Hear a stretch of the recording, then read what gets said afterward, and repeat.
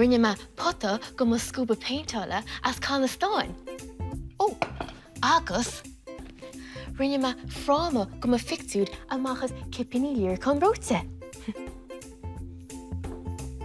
Ach, ní féidirlim a chuairsáil íonna gach ile rud me hain, mar sin bíonarm mo chud ábhar a chuairsála a chuirt ag an anad a chuairsála. Ach, caithfar a scara ó múscarile dosach. Tá trí wasca éagsúla an. Ceann le haid brúscar, ceann le haid a chuairsáil, agus ceann le haid múdain. Meas dúnis, cha déann siad seo. Sa wasca a chuairsála. Cefin geán se. A chuairsáil ríist. Ach, caithfar be cínta go se glán agus fála.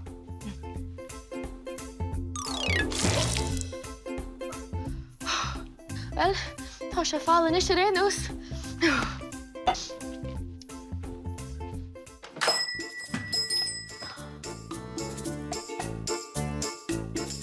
Hello, Nyasa.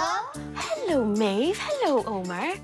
Támuid I món túireach taisce a leabhtú bachtú, Nyasa. Agus déanam mapa seo go bhfuil muid an chláir don taisce. Mar sin é.